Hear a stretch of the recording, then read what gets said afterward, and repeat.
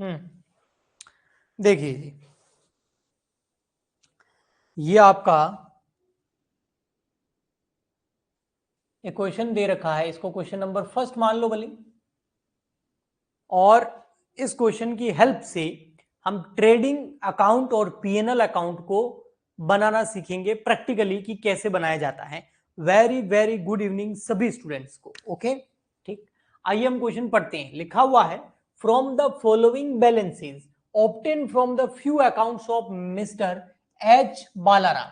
Mister H Balaram नाम से कोई बिजनेस है, उनकी आपको डिटेल्स दे रखी है। आपको क्या करना है, प्रिपेयर करना है ट्रेडिंग एंड पीएनएल अकाउंट। हो सकता है क्वेश्चन आपको ट्रेडिंग अकाउंट ही बनाने को बोले तो हमें सिर्फ ट्रेडिंग अकाउंट बनाना है। हो सकता है क्वेश्चन आपको पीएनएल अकाउंट ओनली बनाने के बारे में बोले तो आपको सिर्फ पीएनएल अकाउंट बनाना है।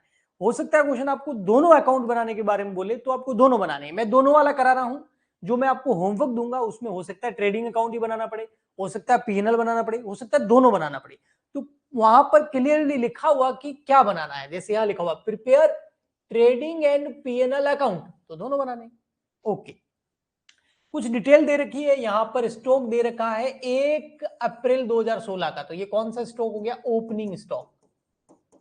ठीक, फिर दे रखी है परचेज कहां जाएगी, ट्रेडिंग अकाउंट के अंदर, डेबिट साइड में वो भी है ना। फिर दे रखी है सेल कहां जाएगी, ट्रेडिंग अकाउंट के अंदर, क्रेडिट साइड में। ओके, फिर दे रखे परचेज एक्सपेंसेस। परचेज एक्सपेंसेस जो होते हैं वो डायरेक्ट एक्सपेंस होते हैं, और डायरेक्ट एक्सपेंस ट्रेडिंग अकाउंट में जाते हैं, कल मैंने बताया था, है ना। जो गुड्स को परचेज करके गोदाम तक, गोडाउन तक लाने के जितने भी खर्चे होते हैं वो ट्रेडिंग अकाउंट में जाते हैं, क्योंकि वो डायरेक्ट एक्सपेंस होते हैं। तो परचेज अकाउंट कहां जाएंगे, ट्रेडिंग अकाउंट के अंदर। फिर है सैलरी एंड वेजेस। अगर वेजेस वर्ड पहले होता तो ट्रेडिंग में जाता, पहले वर्ड कौन सा है, सैलरी वाला, तो कहां जाएगा, पीएनएल अकाउंट के अंदर, डेबिट साइड में। ओके, एडवर्टाइजमेंट पीएनएल अकाउंट के अंदर जाएगा, क्यों, क्योंकि ये इनडायरेक्ट एक्सपेंस है। कल मैंने आपको पूरी लिस्ट बताई थी डायरेक्ट एक्सपेंस और इनडायरेक्ट कौन से होते हैं। बैड एप्स कहां जाएगा, पीएनएल अकाउंट के अंदर जाएगा। रेंट कहां जाएगा, पीएनएल अकाउंट के अंदर जाएगा। बट अगर फैक्ट्री रेंट होता तो ट्रेडिंग में जाता, ओनली रेंट लिखा हुआ तो पीएनएल अकाउंट में जाएगा। डिस्काउंट अलाउड किया है, हमारे लिए लॉस है, कहां जाएगा, पीएनएल अकाउंट के डेबिट में जाएगा। कमीशन पेड करी है, पीएनएल अकाउंट के डेबिट में जाएगा। सेल्स एक्सपेंस पीएनएल अकाउंट के डेबिट में जाएगा। रिपेयर्स पीएनएल अकाउंट के डेबिट में जाएगा, क्योंकि फैक्ट्री का रिपेयर नहीं है। अगर फैक्ट्री का रिपेयर होता तो ट्रेडिंग में जाता। तो ट्रेडिंग में गिने चुने ही है, उसकी लिस्ट आप ध्यान रख लेना। उसके अलावा जितने भी है वो सब पीएनएल अकाउंट में जाते हैं। ओके, नीचे दे रखा आपको क्लोजिंग स्टॉक। हमेशा मैंने बोला था ट्रायल बैलेंस अगर दे रखा हो तो उसके बाहर ही दे रखा होता है क्लोजिंग स्टॉक, और ये कहां जाएगा, ट्रेडिंग अकाउंट के अंदर जाएगा। तो आइए हम ट्रेडिंग और पीएनएल का फॉर्मेट बना देते हैं और क्वेश्चन को क्या करते हैं, सॉल्व करते हैं। तो देखिए यहां पे बना लेता हूं मैं फटाफट से, दोनों साथ में बनाऊंगा मैं, ठीक है, अलग अलग बनाने की जरूरत नहीं है। साथ में कैसे बनाते हैं आइए मैं सिखाता हूं आपको। एक में ही ट्रेडिंग और पीएनएल दोनों साथ में बना लेने। ओके, मैं बताता हूं कैसे। सबसे पहले किसकी बुक्स में ये एंट्रीज कर रहे हैं, किसकी बुक्स में फाइनल अकाउंट बना रहे हैं, मिस्टर एच बालाराम। तो हम यहां लिखेंगे ऊपर सबसे पहले, in the books of mister H Balaram. ये लिखना जरूरी है, बिल्कुल लिखना जरूरी है, in the books of mister H Balaram. Okay, ये है क्या, ये ट्रेडिंग अकाउंट है, तो हम यहां क्या लिखेंगे, ट्रेडिंग एंड पीएनएल दोनों साथ में बना रहे हैं, तो trading and PNL account for the year ended, कब ईयर एंड हो रहा है, फॉर द ईयर एंडेड, लिखा हुआ नहीं है। ओके, ये लिखा हुआ है यहां पर। क्लोजिंग स्टॉक कब का दे रखा है, 31 मार्च का। क्लोजिंग मतलब ईयर के एंड का स्टॉक, तो 31 मार्च 2017, तो हमारा ईयर एंड हो जाएगा 31 मार्च 2017। सर ट्रेडिंग और पीएनएल साथ में कैसे बनते हैं, वही इस क्वेश्चन में मैं बताने वाला हूं आपको। यहां पर डेबिट, यहां आ जाएगा आपका क्रेडिट, यहां आ जाएगा पर्टिकुलर रुपीज, पर्टिकुलर्स रुपीज। देखो यहां तक ट्रेडिंग अकाउंट है, उसके नीचे पीएनएल अकाउंट है, आधा आधा कर दिया इसको, ठीक है। आइए देखते हैं कैसे। सबसे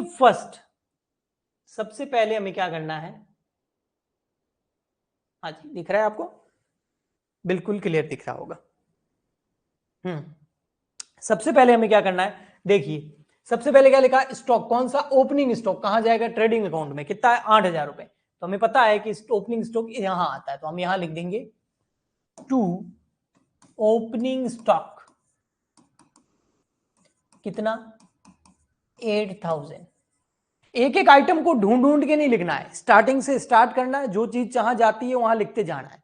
ओके ठीक है, जैसा मैं बता रहा हूं, जैसा मैं समझा रहा हूं, जो मेरा करने का तरीका है यही आपको अपनाना है। ठीक है, ओपनिंग स्टॉक हो गया सर। फिर क्या है, परचेज कितनी है 22,000। परचेज कहां आती है आपको पता है, इधर टू परचेज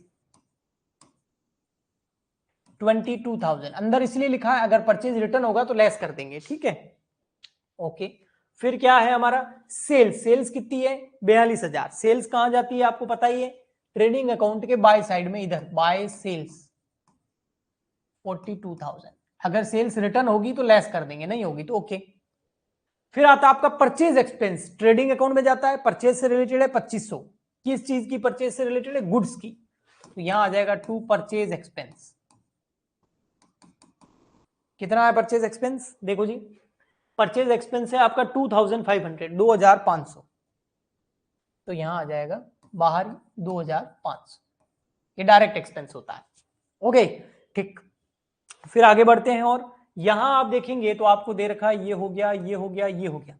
परचेज के बाद सैलरी एंड वेजेस, अगर वेजेस वर्ड पहले होता ना तो ट्रेडिंग में डाल देता, सैलरी पहले है, पीएनएल में जाएगा कितना 3,500। तो सर पीएनएल अकाउंट तो बनाया नहीं, बनाया ना बेटा, मैंने बोला यहां तक ट्रेडिंग है, यहां तक, उसके नीचे का पीएनएल है, तो यहां पर पीएनएल अकाउंट स्टार्ट हो जाता है। डेबिट में हम लिख देते हैं सैलरीज एंड वेजेस 3,500। अकाउंट कैसे क्लोज करेंगे मैं बताऊंगा आपको, ठीक है, बस आप देखिए। नेक्स्ट क्या है, एडवर्टाइजमेंट कहां जाएगा, पीएनएल अकाउंट में 1,000। तो यहां आ जाएगा टू एडवर्टाइजमेंट, एडवर्टाइजमेंट 2,500, 2,500 था ना, 1,000 रुपए, सॉरी 2,500, 1,000, 2,500 कहां से आ गया दिमाग में, 1,000। ओके नेक्स्ट, नेक्स्ट है आपका फिर बेडेप्स, बेडेप्स पीनल में जाएगा, इनडायरेक्ट एक्सपेंस है कितना 1,200। तो यहां आ जाएगा to bad debts 1,200, to bad debts 1,200। Okay next, next देख रहा रेंट, फैक्ट्री रेंट होता ट्रेडिंग में जाता, ओनली रेंट लिखा हुआ है तो ऑफिस रेंट मानेंगे हम, ऐसा एजम्पशन लेना है। ठीक है, कितना है 1,200 रुपए, तो यहां लेंगे रेंट 1,200 रुपए, पीएनएल में जाएगा क्योंकि ऑफिस रेंट मान रहा हूं मैं, ऑफिस से रिलेटेड इनडायरेक्ट खर्चे जो होते हैं वो पीएनएल अकाउंट के अंदर जाते हैं। ओके नेक्स्ट है डिस्काउंट अलाउड, डिस्काउंट रिसीव्ड नहीं है, रिसीव्ड होता तो इनकम हो जाती, डिस्काउंट अलाउड है तो खर्चा है, एक्सपेंस है, लॉस है, और ये इनडायरेक्ट लॉस है, पीएनएल में जाएगा, सेल्स से रिलेटेड है 600। तो यहां आ जाएगा to discount allowed 600।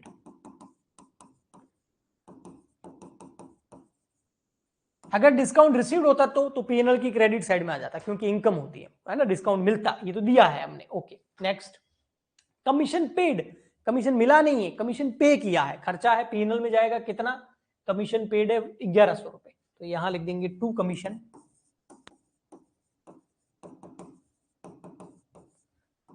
1,100। Okay next, उसके बाद आता है सेल्स एक्सपेंस, नाम से पता चल रहा है सेल्स से रिलेटेड है तो पीएनएल अकाउंट में जाएगा 600। तो sales expense 600, to sales expense 600। Next, अगला बचा आपका रिपेयर, कुछ नहीं लिखा हुआ है तो पीएनएल में जाएगा, अगर लिखा होता फैक्ट्री रिपेयर, मशीनरी रिपेयर तो फिर हम ट्रेडिंग में डाल सकते थे, लेकिन ओनली रिपेयर लिखा हुआ तो ऑफिस की कोई रिपेयर होगी 600 रुपए, पीएनएल में जाएगा सीधा यहां पर टू रिपेयर्स 600। और क्या बच गया, और बच गया लास्ट में क्लोजिंग स्टॉक, क्लोजिंग स्टॉक कहां जाता है, ट्रेडिंग अकाउंट के क्रेडिट साइड में, कितना 4,500। तो यहां आ जाएगा ट्रेडिंग अकाउंट की क्रेडिट साइड में बाय क्लोजिंग स्टॉक 4,500। अगर सर किसी क्वेश्चन में, बेटा मैं जो बोलने वाला हूं वो ध्यान से सुनना, पहले ये लिख देता हूं, अगर किसी क्वेश्चन में क्लोजिंग स्टॉक नहीं दे रखा हो तो मत लिखो, जीरो लिख दो, बाय क्लोजिंग स्टॉक और जीरो कर दो, नहीं होगा, बचा हुआ नहीं होगा, है ना। तो कंफ्यूज होने की जरूरत नहीं है। अगर क्लोजिंग स्टॉक दे रखा है तो लिख दो, नहीं दे रखा है मत लिखो। ओके, अब यहां पर लेस कर देते हैं परचेज रिटर्न। परचेज रिटर्न यहाँ 0 है तो ये 22,000 बाहर आ गया। यहाँ लेस कर दो सेल्स रिटर्न। सेल्स रिटर्न भी यहाँ क्वेश्चन में नहीं दे रखी, देखो है नहीं तो मैं मान रहा हूं कि 0 होगी, और क्या। अब क्रेडिट साइड की आप कर लो टोटल फटाफट से। कौन सी साइड की टोटल कर लो? क्रेडिट।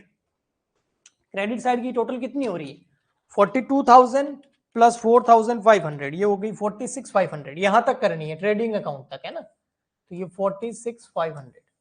इसमें से लेस कर दो ये सब, लेस कर दो 8,000, लेस कर दो 22,000, लेस कर दो 2,500। इधर का बैलेंसिंग फिगर आ रहा है, मतलब प्रॉफिट हुआ है। कितना बैलेंसिंग फिगर आ रहा है? 14,000 का। ये कौन सा प्रॉफिट होता है बेटा? इधर अगर इधर बैलेंस आता तो लॉस, इधर आता तो प्रॉफिट। प्रॉफिट कौन सा? Gross profit. तो इधर आ जाएगा 2 ग्रॉस प्रॉफिट, हिंदी में बोलते हैं सकल लाभ, ठीक है। ग्रॉस प्रॉफिट बैलेंसिंग फिगर में आया 14,000। ये ट्रेडिंग अकाउंट आपका बन गया यहीं तक। अब इसके बाद जो अकाउंट है वो पीएनएल है, मैंने पहले भी लिख दिया है। और ये ग्रॉस प्रॉफिट है तो क्रेडिट में ट्रांसफर हो जाएगा, लॉस होता तो डेबिट में आ जाता। तो इस ग्रॉस प्रॉफिट को हम इधर ट्रांसफर कर देंगे पीएनएल अकाउंट के अंदर। ग्रॉस प्रॉफिट कितना? 14,000, 14,000। और तो किसी प्रकार की कोई इनकम है नहीं। अगर इनकम नहीं है तो हम क्या करेंगे, यहाँ की टोटल कर लेंगे। कितनी हो रही है देखो जी, यहाँ की हो रही है 14,000 ही हो रही है। उसमें से ये सारे खर्चे लेस कर दो। अगर खर्चों की टोटल ज्यादा हो गई तो इधर लॉस आ जाएगा, नेट लॉस। और अगर खर्चे कम हुए तो, और प्रॉफिट ग्रॉस प्रॉफिट ज्यादा हुआ तो इधर आ जाएगा नेट प्रॉफिट। जैसे इन खर्चों की अगर मैं टोटल करूं, 3,500 plus 1,000 plus 1,200 plus 1,200 plus 600 plus 1,100 plus 600 plus 600, तो यहाँ की टोटल हो रही है 9,800, यहाँ की हो रही है 14,000। तो खर्चे 9,800 के हैं और इन प्रॉफिट कितना है? 14,000 का। तो फिर इधर बैलेंस आएगा ना। तो 14,000 माइनस ये सब करेंगे, ये सब कितने? 9,800। तो आपका नेट प्रॉफिट आ गया 4,200 का। कैसे आया बैलेंसिंग फिगर? ये का ये बैलेंसिंग फिगर इधर आता कब? जब खर्चे ज्यादा होते तो नेट लॉस हो जाता। तो यहां लिख देंगे हम टू नेट प्रॉफिट, और ट्रांसफर टू कहां? कैपिटल। कैपिटल अकाउंट में ट्रांसफर किया जाता है, कैपिटल में ऐड हो जाएगा ये जाके, है ना। बैलेंस शीट बनाएंगे तब यहां हो जाएगा आपका कितना टोटल? 14,000। इस तरीके से हमने ट्रेडिंग और पीएनएल अकाउंट बनाया। आपको समझ में आया? बताइए, अगर कोई प्रॉब्लम हो तो पूछो।